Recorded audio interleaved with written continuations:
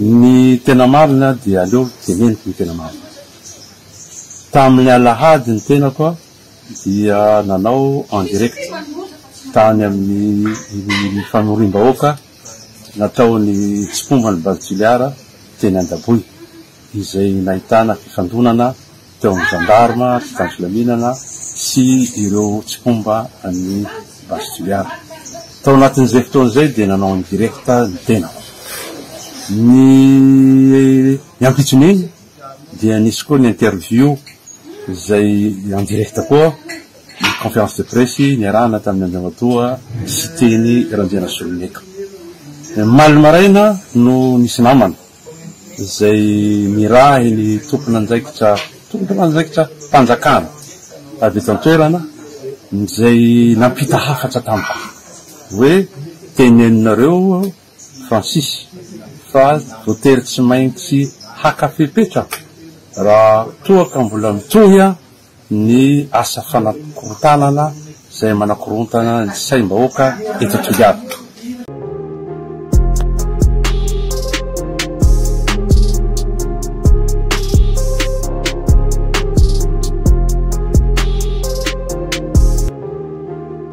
Nivoaka tao anatin'ny fahanginana raha namana Francis mpanao gazety mahakasika nyity Basilara sy fampiatsoana saika ny gadra manko izy natao ireto mpitondra fandrakana mafia Andrajoela sy ny firongony indrindrindra na ny Tiniko Roberto eo ihany koa ny gouvernoura ny faritra Tsimandrefana sy ny préfet Toliara zay fa handray fepetra ry zareo mahakasika izay olona mioapefy izany na mafisy ny mpanao gazety Francis manko fa tsy matahotra izy amin'ny resaka menace na manorohoro mihitsy manko ny fitondram-pandrakana amin'izao fotoana izao ary mijoro izy amin'ny foto-kevitra ananana izay satria izy dia mpanao gazety. Raha araka hitantsika manko ny fandaharan'izay atao an'izay sady tsy mpanohan'ny fitondram-pandrakana izy no tsy mpanohitra ihany koa fa karazana hoe neutre. Arahantsika video fanohikevitra feno izay natao an'izay fa itsandana araka tenentsika zay misy fanohikevitra ihany koa natao ireto ny gouvernoura ny faritra Tsimandrefana sy préfet Toliara izay irakiraka manao mission poste 10 ny filompirena Andrajoela sy ny Tiniko Roberto minono ary tena misolelaka an'olona mafia reto zareo. Mipetraka ny fanontaniana ho anareo rehetrarehetra na ny Andrajoela na ny solombavambahoaka Tiniko Roberto raha ohatra ka hoe taninao zao taninareo alain'olona misy olona tonga avy any ekenao ve ekenareo ve raha ohatra ka hoe misy olona tonga avy tampoka any hoe anay ty tany ty ekenareo ve zany raha izy eo voalohany na ny gouvernoura ny faritra Tsimandrefana sy ny préfet ekenao ve raha taninao alain'olona eo amin'ny masinao na alain'olona zany zao mino fa tsy ekenareo manko zany mety tendrainareo fa hoe io ane tany ampiasainy ny fitondrana mba hiroborobo mba hiasa ny vahoaka madinika ny tanora hiasa karakory na ho manao akory manao akory maraty firy vahoaka miasa 400 efajato dia amin'ny fomba ahoana hoe karaha hoe hitovy amin'ny Dubai vai hitovy amin'ny France ve hitovy amin'ny Amerika ve ny Toliara raha ohatra ka hoe mitrandraka io arena io ao anatin'io raha io fa sy mainty io dia hitovy amin'ny Dubai ve sa hitovy amin'ny France na hitovy amin'ny Amerika ka hoe mety io zavatra io mba mandinitsika tompolahy sy tompoko vavy arenantsika alaina eo alefa ivelany any 4% n'olona no mahazo tombotsoa amin'io na ianao io aza ataontsika hoe mahazo 4 million mety lanany zay misy fetrany zavatra rehetrarehetra fa ny vahoaka firy moa ny ataontsika hoe ny faritra Tsimandrefana firy district amin'ny faritra Tsimandrefana firy ny commune amin'ny faritra Tsimandrefana ny Toliara manontolona jusqu'à Fort Dauphin na Morondava tsy zany ihany ty zavatra ty ne tolona ny vahoaka malagasy rehetrarehetra na avy any Dego na avy any Fort Dauphin na avy any Mazenga na avy any Toamasina Tananarivo sy ny sisa sy voatanisa tolona ho antsika zany atsika mila mihetrika amin'izao satria harenantsika lany mpanambola sy olombitsy zany ve atao irakiraka nareo dia mety 4% ny olona vahoaka ny Toliara fangahy raha hitanao hoe hisy asa dia mpitariposy reo zany tsisy mpitariposy zany na Toliara na ataontsika hoe na Tamatavy Mazenga tsisy mpitariposy na bajazy na taxi fa olona zany hiasa dolo petraka manko fa hiasa dolo ve olona ana Toliara raha ohatra ka hoe mitranga io misy io Basilara io fa olombitsy mila amboarina mila tsika zao fotoana zao amin'ny fomba ahoana tsika manan-karena ohatran'izao ao amin'ny fomba ahoana tsika mahantra fa tsy hoe forsena le izy alaina amin'ny tany efa tenenina foana hoe maro ny harenantsika fa ny fomba fampiasana firy% no mahazo io ary olombitsy no tena mahazo tombony io andao moako arahantsika fa naokevitra natao ireo mpanao gazety zay tsy manikatra amin'ny fariny mijoro amin'ny pahamarina zay Francis Ramanatsoa sy ireo gouverneur ny faritra tsy mandrefana eo ihany koa ny préfet ny Toliara izay azo dinao trano topolasy topoko vavy ny miabonena manao zay manao commentaire afahantsika mahatsaratsara zavatra izay voalohany dia miarabanao namana manao zao fanehoan-kevitra afahako manao zao fanehoan-kevitra ny tena zavatra nisy na tany anatiny le izay hita tao anatiny le ny tambazotra no ny teo maraina ireny ny tena marina dia aleo teneniko ny tena marina tamin'ny alahady ny tena koa dia nanao en direct tany amin'ny famorim-bahoaka natao ny tsipomba ny Baltiliara teny Andaboy izay nahitana fifandonana teo amin'ny gendarme sy tany filaminana sy ireo tsipomba amin'ny Baltiliara tao anatin'izay fotoan'izay dia nanao en direct ny tena ny ampitson'iny dia nisy koa ny interview zay en direct koa ny conférence de presse niarahana tamin'ny Andriamatoa sy teny Ranjena Soloneka maly maraina no nisy namana zay mirahy ny tompon'anjaikitra mpanjakana avy eto an-toerana zay nampita hafatra tampa hoe teneninareo Francis fa voatery tsy maintsy hakafepetra raha toaka mbola mitohy ny asa fanakorotanana zay manakorontana ny saim-bahoaka eto Toliara manoloana zay dia zao moa dia niteny tamin'ireo naman'ireo voaray ny hafatra adiny ray tao aorianan'iny no niantsay koa tompon'anjaikitra mpanjakana izay teto an-toerana koa izay tompon'anjaikitra ho serasera mitovy ny zavatra tenenina dia mbola hafatra avy amin'ny tompon'anjaikitra mpanjakana eo milaza ny tokony sy anaovako tsony communication izay mety manelingelina ny filaminam-bahoaka eto Toliara izay ny zava-misy atram'izao zany dia resaka napitaina amiko ary na ny facebooker na ny tambazotra rehetra tena milaza hoe intimidation zay angamba fa atram'izao mbola tsy niantso ahy izy nianjo koa zany izay fiantsoany ahy zay raha parapolo le raha volany aby efa ela no nikirakirako ny fanaovangazety ary miezaka mampiresaka ny ankolafikery misy eto Toliara miezaka mampiresaka na ireo any amin'ny secteur privé rehetra na ireo mpanao politika dia ezaiko ampiteny dika zany fa sy ananako lolopo na rabe na rakoto ela avao nanaovako an'ity raha ty fa gaga avao moa hoe ahoana no tonga am'izay fampisamborana zay raha ny zavatra misy amiko dia hoy zay hoe tokony ataony fifampiresana raha misy zavatra tsy mety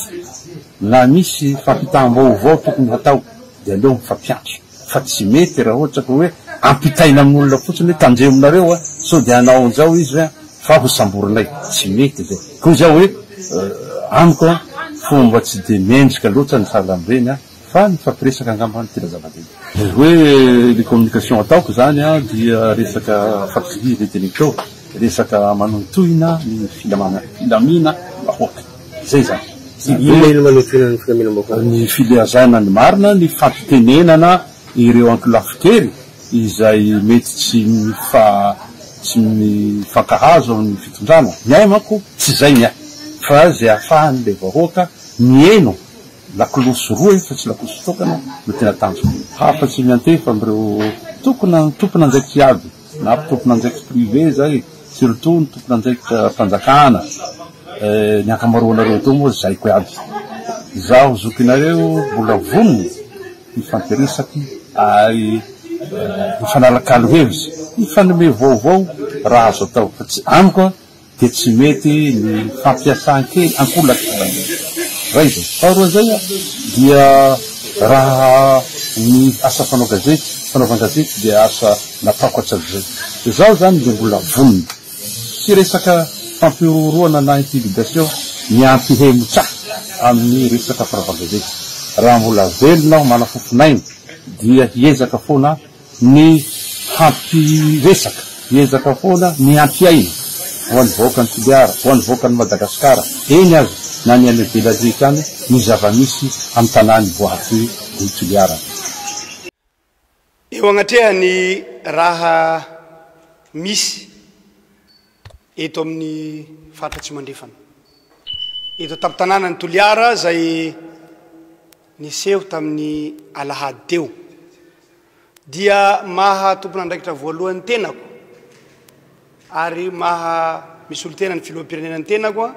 no ilazako antsika fa voajery ny antsipiriany ny zavatra rehetra zay mety mampiahiahy antsika. Tsara ny magnamarika laha sy antsika ny jery todika kely fa nisy fotoana fa na ato mandritra ny 5 taona ny orinasa base Toliara satria ny filoham-pirenena sy ny fitondram-panjakana nijery ambony sy ambany ny mety ho tombotsoatsika, mety ho fandaminana, ny mety ho fampandrosoana ny faritra Tsimandrefana. Dia eo agnatrehany zay dia fa voajery aby raha reo. Sositsika sy ahiahiabytsika io fa nijereny ny fitondram-panjakana. Tompon'andraikitra voalohany amin'ny fampandrosoana atao amin'ny faritra Tsimandrefana hoe no miteny fa ny chiffre ny fampandrosoana, ny chiffre ny olo atao hoe ho voaray, ny chiffre ny ataontsika hoe ny fampandrosoana hoentina na ny ara-sosialy na ny ara-ekonomika dia anisany manana an'izany ny zahay ao. Eto zany ao dia mangataka antsika rehetra atao amin'ny faritra Tsimandrefana. Tsika eto mandala zany atao hoe filongoa zany. Tsika eto fananana an'izay filongoa milamina zay hatrizay. Laha misy ny raha tokony tsy azo aleo mifampiresaky, aleo tsika milamina satria voalohany fandikan-dalàna ny tsy fagnaraha ny voalaza ny raha naboaky ny OMC ny tsy fahazoana alalana, faharoany tsy soa tsika samby tsika koa tsika zay manana fampandrosoana zay tokony andeha mahity azo ifandiniha miaraka amin'ny olobe iaby an-tanà eto ro sagnatria ka hisy savorovoro sagnatriavin'izany. Eto dia misaotra manokana ihany koa an'ireo olobe zay miezaky nanelanelana leny tamin'igny ka hatrandroany. Hoy aho hoe ny tany misy olobe tsy mialy zaza ka dia vonona koa ny tegnanay hipetraka amin'ny maha olobe zay ka handamina amin'izay rehetra tokony halamina mba ho tombotsoa ambony ny faritra Tsimandrefana, mba ho tombotsoa ambony ny Madagasikara, indrindrandrindra fa ho fampandrosoana antsika eto amin'ny faritra Tsimandrefana. Saotra tompoko. Manoloana ny savorovoro nisy teto atapon-tanàna ny Toliara tamin'ny lahady faha 13 ny vola marsa farany teo, izay fihetseketsehana nataona olo vitsivitsy, fihetseketsehana tsy nahazo alalana ihany koa avy aty amin'ny préfecture. Ny mpikambana anivon'ny OMC raiky zay tarihy ny vatatenanay, eo ihany koa moa ny gouvernoran'ny faritra zay miaraka aminay eto, eo ny solotena ny procureur de la République eto Toliara miaraka amin'ireo tompon'andraikitra amin'ny fitandrona ny filaminana, eo ny gendarmerie pirenena, eo ny tompon'andraikitra anivon'ny tafoka malagasy, eo ihany koa ny tompon'andraikitra eo anivon'ny police nationale. Ny OMC moa zany dia manao zao fanambarana zao. Araka ny resantsika teo nisy tokoa ny savorovoro teto atapon-tanàna ny Toliara tamin'ny alala ny fihetseketsehana zay tsy nahazo alalana, ary izany savorovoro zany dia nisy nitarika faharatrana, nisy naratra moa ny amin'ny côté ny mpitandro filaminana, nisy ihany koa ny naratra amin'ireo mpanao fihetseketsehana, nisy ihany koa azangambany nisy ihany koa ny fahasimbana teo amin'ny fiarany mpitandro filaminana. Ka izahay OMC zay ataontsika hoe tompon'andraikitra voalohany amin'ny fitandrona ny filaminana ato anatin'ny préfet Toliara, dia voalohany zahay dia manameloka ireny fihetsika nataony olombitsy reny, satria fihetsika voalohany indrindra tsy manara-dalàna ary fihetsika ihany koa tsy manaraka ny soatoavana sy ny kolotsaina malagasy zay mandala ny fihavanana malagasy. Izay OMC raiky dia sady manameloka no sady tsy maintsy handray andraikitra ho an'izay nahavanana an'izany fihetseketsehana tsy nahazo alalan'izay. Tiana ihany koa ny mampahatsay fa mbola manan-kery ny didy tsy volana laharana faha enimpolo tsipoka aotra 20 tamin'ny 13 Aogositra 1970. Amin'ny andiny voalohany sy andiny fahavalo dia milaza mazava tsara fa ny famorim-bahoaka na inona ny antony ny fihetseketsehana andalambe dia tsy maintsy angatahana alalana avy amin'ny solon-tenam-panjakana mahefa na ny préfet zany na ny lehiben'ny distrika. Ka ny fihetseketsehana rehetra na ny famorim-bahoaka rehetra zay tsy nahazo alalana tompoka dia fandikan-dalàna zany. Mbola manan-kery nyio didy tsy volana resantsika io. Manaraka an'izay ihany koa ny fangatahana makasika ny famorim-bahoaka tompoka dia alefa any amin'ny préfet na ny lehiben'ny distrika 27 ora alohan'ny hanaovana ny fihetseketsehana. Manana fahefana ny solon-tenam-panjakana na hanome ny alalana na handa ny fangatahana fahazoan-dalana zany raha ohatra ka hita fa ny fanatanterahana ny fivoriam-bahoaka na ny fihetseketsehana dia mety hitarika savorovoro amin'ny filaminam-bahoaka. Ka manentana ihany koa ny tenanay ary manao antsoavy ny vahoaka ny Toliara mampafantatra amin'ny fisian'izay lalàna zay satria zay ny mahasolo tenam-panjakana anay ary manaingatsika ihany koa amin'ny fanarahan-dalàna. Eto zay dia mbola manararaotra ihany koa fa sady mampitandrina ho an'ireo olombitsy minia mamboly korontana eto atapin'ny tanàna Toliara fa tsy handefitra izahay OMC sy ny Emoreg fa tsy maintsy handray ny fiepetra mifanandrify aminay tsirairay avy.